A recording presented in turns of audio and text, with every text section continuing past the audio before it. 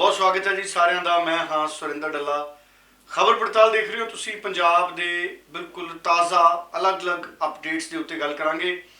गल किसानी तो शुरू करांगे। सारिਆਂ ਨੂੰ पता है कि किस तरह का पंजाब दे विच खेतीबाड़ी संकट है। केंद्र सरकार वालों जिहड़े 3 नवे खेती कानून बनाए गए ने, उन्हां दे उपर लगातार पंजाब च अंदोलन चल रहा है।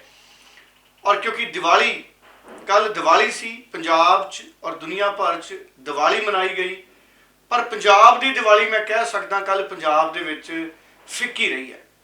उस तरह की दिवाली कल पंजाब च नहीं मनाई जा सकी जिस तरह की दिवाली पिछले समयां दे विच मनाई जाती सी, खास तौर पर किसानां दी दिवाली। कारण साफ है, कल भी किसान बहुती थाई धरनिਆਂ ते बैठे रहे क्योंकि किसानां दा लड़ीवार अंदोलन चल रहा है। कल भी जदों बाकी लोग पाठ पूजा कर रहे सी, शाम नूं वख-वख थावां ते अपने परिवारां दे नाल सी, किसान कोई टोल ते बैठे रहे, कई किसान रेलवे स्टेशन के बाहर जिहड़े धरने ने उन्हां ते बैठे रहे। और वख-वख थावां दे उत्ते कल किसानां ने सरकार खिलाफ पुतला फूक प्रदर्शन भी किया। कई किसान संगठनों ने काली दिवाली मनाई। स्पष्ट तौर पर उन्हों का कहना सी कि जिस तरह खेती कानूनों की स्थिति मुल्क दे विच बनी हुई है, उन्हों की ये दिवाली सचमुच काली है। देखा जाए तो दिवाली का संबंध पंजाब की आर्थिकता के नाल जुड़िया हुआ है। और निश्चित तौर के उत्ते सारिਆਂ पता है कि इस वक्त पंजाब के किसानों की आर्थिक स्थिति बहुत ज़्यादा माड़ी है। और खेती कानूनों तो बाद भावें इस बार पंजाब दे विच फसलों की चुकवाई हो गई, भावें इस बार झोना MSP ते चक्या गया, पर सारिया फसलां MSP ते चक्कियां नहीं जा रही। बहुत सारिया फसलों ने लगभग 23 फसलों ने जिन्हां ते केंद्र मैक्सिमम सपोर्ट प्राइस दिंदा है, पर वो चुक्कियां नहीं जांदियां। मजबूरन किसानों नूं MSP तो घट भाव ते बाकी फसलां वेचणियां पैंदियां ने। और यही खदशा किसान नूं कि कानून बनन तो बाद अगर मंडी खुल गई तो 1-2 साल 3 साल 4 साल हो सकता है सरकारां फसलां चुकण, उस तो बाद हो सकता है सरकारां दा रवैया झोने बारे कणक बारे उस तरह का हो जाए जिवें दूजियां फसलों के बारे है। कपाह है, कपाह दा नरमे कपाह दा नहीं मिलता, मक्की का मुल भी किसानों को नहीं मिलता, समर्थन मुल तो बहुत घट ते ये फसल है जिहड़ी ये चक्की जाती है। सो इस करके किसान ये मन के चल रहे हैं कि खेती कानूनों के लगन तो बाद इस बार अंदोलन चल रहा है और जब तक ये खेती कानून रद्द नहीं होंगे उन्होंने दिवाली मनाउण का स्वाद नहीं आना। सो बहुतियां थावां दे उत्ते फिक्की रही दिवाली, काली दिवाली भी कई किसान संगठनों ने इसनूं नाम दिता। मोगा दे विच भी बहुत थाई किसान संगठनों ने दिवाली नहीं मनाई अते उन्होंने बूटे लाए। और कई थावां दे उत्ते पंजाब दे विच मिसाल जलाई गई क्योंकि बहुत सारे लोगों का कहना सी कि खेती आर्थिकता टुट रही है। और जिस तरह पंजाब दे विच पंजाब इस वक्त खेती करके हनेरे दे विच जा रहा है, सो मिसाल की जरूरत है। सो मिसाल भी जलाई गई, कई थां ते इसनूं मिसाल जला के ये सुनेहा देने की कोशिश की गई कि सानू रोशनी पैदा करने की जरूरत है। और पूरे मुल्क नूं खेतीबाड़ी का राह दिखाने वाले किसान अज खुद बेबस अते मजबूर महसूस होने करके अंदोलन ते आए हैं। और किसानों का ये अंदोलन खुशी वाला नहीं है, मजबूरी का अंदोलन है। कई किसानों के नाल गलबात हुई तो उन्हों का कहना सी कि असीं मजबूरी च अज भी धरनिਆਂ ते बैठे हैं, भावें टोल ते भावें रेलवे स्टेशन के बाहर ते, क्योंकि साडी लड़ीवार ये अंदोलन है और असी वारियां बन के इन्हां धरनिਆਂ दे विच बैठ रहे हैं। सिर्फ किसानां दे सारे परिवार ही, बुजुर्ग बच्चे बीबियां वो भी सानू इन्हां धरनिਆਂ दे विच नज़र आईयां। और उद्योग की दिवाली भी कोई बहुत ही वधिया नहीं रही क्योंकि माल गड्डियां पंजाब च बंद ने, बीते लंबे समय तो माल गड्डियां बंद ने। और माल गड्डियां बंद होने करके वड्डे वड्डे उद्योग जिहड़े पंजाब दे सी या छोटे उद्योग भी सी, बहुत सारे उद्योगों के कंटेनर इन्हां माल गड्डियां दे विच आउणे सी, बहुतियां दा समान नहीं पुज्जिया जिहड़ा विकना सी, बहुते उद्योगों को रॉ मटीरियल नहीं मिलिया। सो हज़ारां करोड़ रुपए का नुकसान पंजाब नूं माल गड्डियां बंद होने तो बाद रॉ मटीरियल ना पुज्जण करके होया। निश्चित तौर पर उद्योग दे विच भी इस वक्त दिवाली फिक्की रही। आम तौर पर बाज़ारां दे विच जिस तरह की चहल पहल हुंदी है दिवाली के मौके, इस बार वो घट सी। एक तो सानू पता है जिस तरह का सेहत पक्षों चैलेंज है सारे अगे, सेहत पक्षों एडी वड्डी चुनौती सानू 6-7 महीनों तो रही है। और दूसरा उद्योग आर्थिक मंदी दे विच भी रहे ने, 6-7-8 महीनों तो बीमारी करके उद्योग साडे चंगी तरह काम नहीं कर सके। लॉकडाउन के दरम्यान ਉਦਯੋਗ ਲੰਮਾ ਸਮਾਂ ਬੰਦ ਰਹੇ ਨੇ, ਉਦਯੋਗਾਂ ਦੀ ਆਰਥਿਕ ਟੁੱਟੀ ਹੈ। ਔਰ ਰਹੀ ਸਹੀ ਕਸਰ ਕੇਂਦਰ ਸਰਕਾਰ ਵੱਲੋਂ ਮਾਲ ਗੱਡੀਆਂ ਨਹੀਂ ਚਲਾਈਆਂ ਗਈਆਂ। ਹਾਲਾਂਕਿ ਕਿਸਾਨਾਂ ਨੇ ਕਿਹਾ ਸੀ ਕਿ ਅਸੀਂ ਮਾਲ ਗੱਡੀਆਂ ਨੂੰ ਨਹੀਂ ਰੋਕਾਂਗੇ। ਸੋ ਮਾਲ ਗੱਡੀਆਂ ਨਾਲ ਸਿਰਫ ਖਾਦ ਨਾ ਆਈ ਹੋਵੇ ਅਜਿਹਾ ਨਹੀਂ ਹੈ, ਕੋਲਾ ਨਾ ਆਇਆ ਹੋਵੇ ਅਜਿਹਾ ਨਹੀਂ ਹੈ। ਮਾਲ ਗੱਡੀਆਂ ਰਾਹੀਂ ਬਹੁਤ ਜ਼ਰੂਰੀ ਸਮਾਨ ਹੈ ਜਿਹੜਾ ਉਦਯੋਗਾਂ ਦਾ ਪੁੱਜਦਾ ਸੀ। ਸੋ ਬਹੁਤ ਸਾਰੇ ਉਦਯੋਗ ਰॉ ਮਟੀਰੀਅਲ ਦੀ ਕਮੀ ਦੇ ਸ਼ਿਕਾਰ ਰਹੇ, ਭਾਵ ਕੱਚਾ ਮਾਲ ਉਦਯੋਗਾਂ ਨੂੰ ਨਹੀਂ ਮਿਲਿਆ। ਔਰ ਜਦੋਂ ਉਦਯੋਗਾਂ ਨੂੰ ਕੱਚਾ ਮਾਲ ਨਹੀਂ ਮਿਲਦਾ ਤੇ ਪ੍ਰੋਡਕਸ਼ਨ ਨਹੀਂ ਹੁੰਦੀ, ਉਤਪਾਦਨ ਨਹੀਂ ਹੁੰਦਾ, ਤੇ ਅਗਰ ਮਾਲ ਗੱਡੀਆਂ ਰਾਹੀਂ ਪੰਜਾਬ 'ਚ ਆ ਨਹੀਂ ਸੀ ਰਿਹਾ ਤਾਂ ਪੰਜਾਬ 'ਚੋਂ ਜਿਹੜਾ ਉਦਯੋਗ 'ਚ ਸਮਾਨ ਬਣਦਾ, ਭਾਵੇਂ ਉਹ ਸਾਈਕਲ ਨੇ, ਭਾਵੇਂ ਪੁਰਜ਼ੇ ਨੇ, ਭਾਵੇਂ ਹੌਜ਼ਰੀ ਹੈ, ਭਾਵੇਂ ਕੰਬਲ ਨੇ, ਭਾਵੇਂ ਸ਼ਾਲ ਨੇ, ਭਾਵੇਂ ਖੇਤੀਬਾੜੀ ਦੇ ਸੰਦ ਨੇ ਜਿਹੜੇ ਪੰਜਾਬ 'ਚ ਬਹੁਤ ਬਣਦੇ ਨੇ। ਸੋ ਕਈ ਤਰ੍ਹਾਂ ਦੀ ਪੰਜਾਬ ਦੇ ਵਿੱਚ ਇੰਡਸਟਰੀ ਹੈ, ਕੰਬਲਾਂ ਦੀ ਇੰਡਸਟਰੀ ਹੈ, ਐਗਰੀਕਲਚਰ ਟੂਲਸ ਦੀ ਪੰਜਾਬ 'ਚ ਇੰਡਸਟਰੀ ਹੈ, ਰਬੜ ਦੀਆਂ ਚੱਪਲਾਂ ਨਾਲ ਜੁੜੀ ਹੋਈ ਪੰਜਾਬ 'ਚ ਬਹੁਤ ਵੱਡੀ ਇੰਡਸਟਰੀ ਹੈ, ਨਟ ਬੋਲਟਾਂ ਦਾ ਤਾਂ ਬਹੁਤ ਵੱਡਾ ਪੰਜਾਬ ਦੇ ਵਿੱਚ ਹੱਬ ਹੈ। ਬਹੁਤ ਸਾਰੇ ਕਾਰਾਂ ਦੀਆਂ ਕੰਪਨੀਆਂ ਦੇ ਪੁਰਜੇ ਪੰਜਾਬ 'ਚ ਬਣਦੇ ਨੇ। ਟਰੈਕਟਰਾਂ ਦੀ ਸਪਲਾਈ ਪੰਜਾਬ 'ਚੋਂ ਪੂਰੇ ਮੁਲਕ 'ਚ ਹੁੰਦੀ ਹੈ ਤੇ ਪੂਰੇ ਮੁਲਕ 'ਚੋਂ ਟਰੈਕਟਰ ਵੀ ਪੰਜਾਬ ਦੇ ਵਿੱਚ ਆਉਂਦੇ ਨੇ। ਹਾਲਾਂਕਿ ਇੱਕਾ ਦੁੱਕਾ ਟਰੈਕਟਰ ਕਈ ਵਾਰੀ ਅਸੀਂ ਦੇਖਦੇ ਹਾਂ ਟਰੱਕਾਂ ਤੇ ਲੱਦ ਕੇ ਵੀ ਜਾਂਦੇ ਨੇ, ਪਰ ਬਹੁਤ ਜਿਹੜਾ ਉਦਯੋਗ ਹੈ ਉਹ ਮਾਲ ਗੱਡੀਆਂ ਦੇ ਆਵਾਜਾਈ ਦੇ ਉੱਤੇ ਨਿਰਭਰ ਕਰਦਾ ਹੈ। ਸੋ ਇਸ ਪੱਖੋਂ ਕਈ ਉਦਯੋਗਪਤੀਆਂ ਨਾਲ ਗੱਲ ਹੋਈ।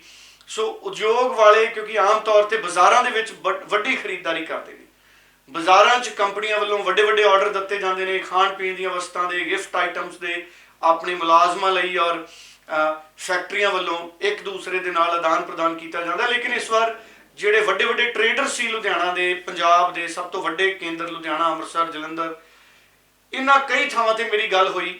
ਸੋ ਵਪਾਰੀਆਂ ਨੂੰ ਇਸ ਵਾਰ ਕੰਪਨੀਆਂ ਤੋਂ ਆਰਡਰ ਵੀ ਨਹੀਂ ਮਿਲੇ। ਸੋ ਕਾਰਪੋਰੇਟ ਜਿਹੜਾ ਡੀਲ ਹੁੰਦੀ ਸੀ ਵੱਡੀ ਵੱਡੀ ਵਪਾਰੀਆਂ ਦੀ, ਹਜ਼ਾਰਾਂ ਡੱਬੇ ਬਿਸਕੁਟਾਂ ਦੇ, ਔਰ ਸਿਰਫ ਬਿਸਕੁਟ ਨਹੀਂ, ਕਾਜੂ, ਪਿਸਤਾ, ਬਦਾਮ, ਕਿਸ਼ਮਿਸ਼, ਸੋ ਡਰਾਈ ਫਰੂਟ ਅਸੀਂ ਕਹਿ ਲਈਏ, ਬਹੁਤ ਵੱਡੀ ਗਿਣਤੀ ਦੇ ਵਿੱਚ ਜਿਹੜਾ ਡਰਾਈ ਫਰੂਟ ਦਾ ਕਾਰੋਬਾਰ ਹੈ ਉਹ ਵੀ ਨਹੀਂ ਹੋ ਸਕਿਆ। ਜੰਮੂ ਕਸ਼ਮੀਰ ਤੋਂ ਬਹੁਤ ਵੱਡੀ ਗਿਣਤੀ 'ਚ ਅਖਰੋਟ ਆਉਂਦੇ ਸੀ ਪੰਜਾਬ ਦੇ ਵਿੱਚ, ਪਰ ਇਸ ਵਾਰ ਕਿਉਂਕਿ ਅਖਰੋਟ ਦਾ ਮੁੱਲ ਬਹੁਤ ਜ਼ਿਆਦਾ ਹੈ, ਕਾਜੂ ਦਾ, ਬਦਾਮਾਂ ਦਾ ਮੁੱਲ ਬਹੁਤ ਜ਼ਿਆਦਾ ਹੋਇਆ ਮੰਡੀ ਦੇ ਵਿੱਚ, ਔਰ ਡਰਾਈ ਫਰੂਟਸ ਇੰਨੇ ਜ਼ਿਆਦਾ ਮਹਿੰਗੇ ਰਹੇ, ਡਰਾਈ ਫਰੂਟਸ ਦਾ ਕਾਰੋਬਾਰ ਵੀ ਬਹੁਤ ਬੁਰੀ ਤਰ੍ਹਾਂ ਪ੍ਰਭਾਵਿਤ ਹੋਇਆ ਹੈ। ਔਰ ਉੱਨੀ ਤੇ ਗਰਮ ਕੱਪੜੇ, ਕਿਉਂਕਿ ਸਰਦੀਆਂ ਦਾ ਮੌਸਮ ਵੀ ਸ਼ੁਰੂ ਹੋਣ ਵਾਲਾ ਹੈ, ਹੌਜ਼ਰੀ ਦੇ ਜਿਹੜੇ ਕਾਰੋਬਾਰੀ ਨੇ ਉਹਨਾਂ ਨੂੰ ਆਮ ਤੌਰ ਤੇ ਇਹ ਹੁੰਦਾ ਹੈ ਕਿ ਪੰਜਾਬ 'ਚ ਜਾਂ ਤਾਂ ਕਣਕ ਵਿਕਦੀ ਹੈ ਗਰਮੀਆਂ 'ਚ, ਸਰਦੀਆਂ 'ਚ ਝੋਨਾ ਵਿਕਦਾ ਹੈ। ਰਾਵਣ ਸਾੜਨ ਵੇਲਿਆਂ ਦੇ ਦਿਨਾਂ 'ਚ ਝੋਨਾ ਕੱਟਿਆ ਜਾਂਦਾ ਹੈ, ਮੰਡੀਆਂ 'ਚ ਪਹੁੰਚ ਰਿਹਾ ਹੁੰਦਾ ਹੈ, ਔਰ ਦੀਵਾਲੀ ਤੱਕ ਝੋਨਾ ਵਿਕ ਚੁੱਕਿਆ ਹੁੰਦਾ, ਔਰ ਦੀਵਾਲੀ ਦੀ ਜੰਮ ਕੇ ਖਰੀਦਦਾਰੀ ਹੈ ਉਹ ਪੰਜਾਬ 'ਚ ਕੀਤੀ ਜਾਂਦੀ ਹੈ। ਪਰ ਇਸ ਵਾਰ ਕਿਸਾਨ ਵੀ ਜ਼ਿਆਦਾ ਅੰਦੋਲਨ 'ਚ ਰਹੇ, ਜਿਸ ਕਰਕੇ ਪੂਰਾ ਬਾਜ਼ਾਰ ਹੈ ਜਿਹੜਾ ਪੰਜਾਬ ਦਾ, ਉਹਦਾ ਇੱਕ ਸੋਸ਼ਲ ਇਕੁਲਿਬਰੀਅਮ, ਜਿਹੜਾ ਇਕਨੋਮਿਕਲ ਇਕੁਲਿਬਰੀਅਮ ਸੀ, ਜਿਹਨੂੰ ਅਸੀਂ ਕਹੀਏ ਕਿ ਆਰਥਿਕ ਸੰਤੁਲਨ ਸੀ, ਜਿਹੜਾ ਉਹ ਗੜਬੜਾ ਗਿਆ, ਜਿਹਦੇ ਕਰਕੇ ਹੌਜ਼ਰੀ ਦਾ ਕਾਰੋਬਾਰ ਵੀ ਨਹੀਂ ਚੱਲਿਆ, ਨਾ ਕੰਬਲ ਵਿਕੇ, ਨਾ ਉੱਨ, ਨਾ ਸਵੈਟਰ। ਸੋ ਸਰਦੀਆਂ ਦੇ ਕੱਪੜੇ ਵੀ ਬਾਜ਼ਾਰਾਂ ਦੇ ਵਿੱਚ ਦੀਵਾਲੀ ਤੋਂ ਪਹਿਲਾਂ ਬਹੁਤ ਵੱਡੀ ਖਰੀਦਦਾਰੀ ਹੁੰਦੀ ਸੀ, ਉਹ ਨਹੀਂ ਵਿਕੇ। ਔਰ ਇਹਦੇ ਇਲਾਵਾ ਮੁਲਕ ਦੇ ਕਈ ਹਿੱਸਿਆਂ 'ਚ ਪਟਾਕੇ ਬੈਨ ਸੀ, ਦਿੱਲੀ 'ਚ ਵੀ ਬੈਨ ਸੀ ਕਿ ਪਟਾਕੇ ਨਹੀਂ ਚੱਲਣਗੇ, ਚੰਡੀਗੜ੍ਹ 'ਚ ਵੀ ਬੈਨ ਸੀ, ਪਰ ਪੰਜਾਬ ਦੇ ਕਈ ਹਿੱਸਿਆਂ 'ਚ ਪਟਾਕੇ ਬੈਨ ਨਹੀਂ ਸੀ। ਨਿਸ਼ਚਿਤ ਸਮਾਂ ਇੱਕ ਦਿੱਤਾ ਗਿਆ ਸੀ, ਉਸ ਸਮੇਂ ਦੇ ਦਰਮਿਆਨ ਹੀ ਗ੍ਰੀਨ ਪਟਾਕੇ ਚਲਾਉਣ ਦੀ ਮਨਜ਼ੂਰੀ ਸੀ, ਪਰ ਪਟਾਕਿਆਂ ਦੇ ਲਾਇਸੈਂਸ ਵੀ ਦਿੱਤੇ ਗਏ, ਸਰਕਾਰਾਂ ਨੇ ਫੀਸਾਂ ਵੀ ਲਈਆਂ, ਜ਼ਿਲ੍ਹਾ ਪੱਧਰ ਤੇ ਲਾਇਸੈਂਸ ਲੈਣ ਲਈ ਦੁਕਾਨਦਾਰਾਂ ਨੇ, ਕਾਰੋਬਾਰੀਆਂ ਨੇ ਪਟਾਕਿਆਂ ਦੇ ਲਾਇਸੈਂਸ ਲਏ, ਪੈਸੇ ਜਮ੍ਹਾਂ ਕਰਾਏ, ਪਰ ਪਟਾਕਿਆਂ ਦਾ ਕਾਰੋਬਾਰ ਵੀ ਮੰਦਾ ਰਿਹਾ। ਜਦੋਂ ਆਰਥਿਕ ਤੌਰ ਤੇ ਹਰ ਪਾਸੇ ਕਮਜ਼ੋਰੀ ਹੈ, ਨਾ ਜ਼ਿਆਦਾ ਪਟਾਕੇ ਖਰੀਦੇ ਗਏ, ਨਾ ਵੇਚੇ ਗਏ, ਔਰ ਨਾ ਜ਼ਿਆਦਾ ਪਟਾਕੇ ਚੱਲੇ। ਸੋ ਪਟਾਕੇ ਨਾ ਚੱਲਣਾ ਦੀਵਾਲੀ ਦੇ ਮੌਕੇ, ਜਦਕਿ ਪੰਜਾਬ ਉਹੀ ਹੈ ਜਦੋਂ ਪ੍ਰਧਾਨ ਮੰਤਰੀ ਨਰਿੰਦਰ ਮੋਦੀ ਨੇ ਕਿਹਾ ਸੀ ਕਿ ਅਸੀਂ ਵਾਰੀਅਰਸ ਦਾ ਹੌਸਲਾ ਵਧਾਉਣਾ ਹੈ ਤੇ ਥਾਲੀਆਂ ਖੜਕਾਉਣੀਆਂ ਨੇ, ਤਾਂ ਦੇਸ਼ ਦੇ ਕਈ ਹਿੱਸਿਆਂ 'ਚ ਲੋਕਾਂ ਨੇ ਉਦੋਂ ਵੀ ਪਟਾਕੇ ਚਲਾਤੇ ਸੀ, ਔਰ ਦੀਵਾਲੀ ਵਾਲੇ ਦਿਨ ਪਟਾਕੇ ਬਹੁਤ ਘੱਟ ਚੱਲੇ ਨੇ ਪਿਛਲੇ ਸਾਲਾਂ ਦੇ ਮੁਕਾਬਲੇ। ਔਰ ਮੈਨੂੰ ਲੱਗਦਾ ਹੈ ਕਿ ਸਾਡੇ ਵੱਖ-ਵੱਖ ਜਿਹੜੇ ਖੋਜ ਅਦਾਰੇ ਨੇ, ਭਾਵੇਂ ਖੇਤੀਬਾੜੀ ਯੂਨੀਵਰਸਿਟੀ ਦੇ ਹੋਮ ਸਾਇੰਸ ਮਹਿਕਮਾ, ਇਕਨੋਮਿਕਸ ਦਾ ਮਹਿਕਮਾ, ਜਾਂ ਸਾਡੀਆਂ ਹੋਰ ਯੂਨੀਵਰਸਿਟੀਆਂ ਦੇ ਸਟੂਡੈਂਟ ਰਿਸਰਚ ਵਿੰਗਸ ਨੇ, ਡਿਪਾਰਟਮੈਂਟਸ ਨੇ, ਜਾਂ ਕੋਈ ਵੀ ਇੰਡੀਪੈਂਡੈਂਟ ਏਜੰਸੀ ਹੈ ਜਿਹੜੇ ਖੋਜਾਂ ਰਿਸਰਚਾਂ ਕਰਦੇ ਨੇ, ਜ਼ਰੂਰ ਇਸ ਨਤੀਜੇ ਤੇ ਪਹੁੰਚਣਗੇ ਕਿ ਇਸ ਵਾਰ ਪੰਜਾਬ 'ਚ ਪਟਾਕੇ ਵੀ ਘੱਟ ਚੱਲੇ ਨੇ। ਸੋ ਕੁੱਲ ਮਿਲਾ ਕੇ ਦੇਖਿਆ ਜਾਵੇ ਤਾਂ ਆਰਥਿਕ ਕਮਜ਼ੋਰੀ, ਕੇਂਦਰ ਵੱਲੋਂ ਇੱਕ ਤਰੀਕੇ ਨਾਲ ਅਸਿੱਧੇ ਰੂਪ 'ਚ ਪੰਜਾਬ ਦੀ ਆਰਥਿਕ ਨਾਕਾਬੰਦੀ ਕੀਤੀ ਗਈ।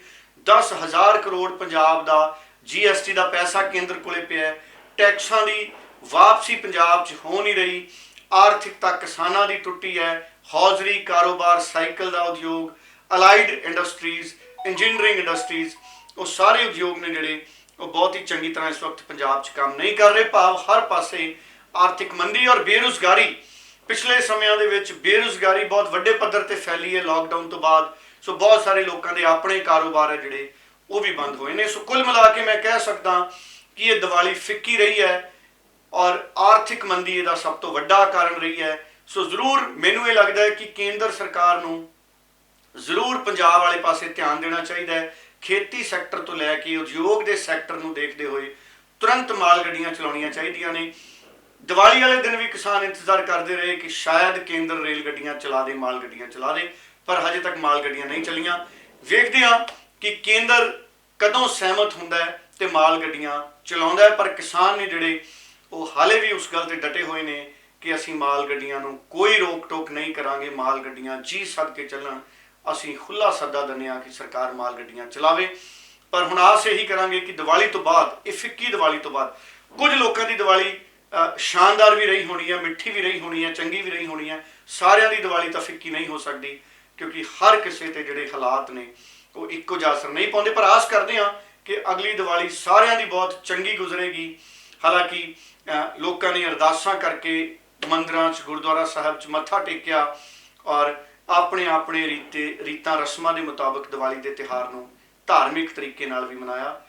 ਪਰ ਚੈਲੰਜ ਪੰਜਾਬ ਅੱਗੇ ਬਹੁਤ ਅੱਗੇ ਹੈ। ਆਸ ਕਰਦੇ ਹਾਂ ਕਿ ਇਹ ਮਾੜਾ ਦੌਰ ਪੰਜਾਬ ਦੀ ਆਰਥਿਕ ਨਾਕਾਬੰਦੀ ਦਾ ਖਤਮ ਹੋਊਗਾ, ਆਰਥਿਕ ਤਰੱਕੀ ਖੁਸ਼ਹਾਲੀ ਆਊਗੀ ਤੇ ਮੁੜ ਪੰਜਾਬ ਦੀਆਂ ਰੇਲ ਗੱਡੀਆਂ ਹੀ ਨਹੀਂ, ਪੰਜਾਬ ਦੀ ਆਰਥਿਕਤਾ ਵੀ ਲੀਹਾਂ ਤੇ ਦੌੜੇਗੀ ਤੇ ਸਾਡੇ ਕਿਸਾਨ ਖੁਸ਼ਹਾਲ ਹੋ ਕੇ ਕਣਕ ਨੂੰ ਕੱਟਣ ਦਾ ਇੰਤਜ਼ਾਰ ਕਰਨਗੇ, ਕਿਉਂਕਿ ਕਣਕ ਅੱਧੀ ਪਚੱਧੀ ਹਜੇ ਬੀਜੀ ਜਾ ਚੁੱਕੀ ਹੈ। ਬਾਕੀ ਵੇਖਦੇ ਹਾਂ ਜੇ ਆਉਂਦੇ ਦਿਨਾਂ 'ਚ ਸਮੇਂ ਸਿਰ ਸਾਡੀ ਕਣਕ ਦੀ ਖੇਤੀ ਮੁੱਕਦੀ ਹੈ ਤੇ ਚੰਗੇ ਭਵਿੱਖ ਦੀ ਫੇਰ ਆਸ ਕਰ ਸਕਾਂਗੇ। ਬਹੁਤ ਬਹੁਤ ਧੰਨਵਾਦ।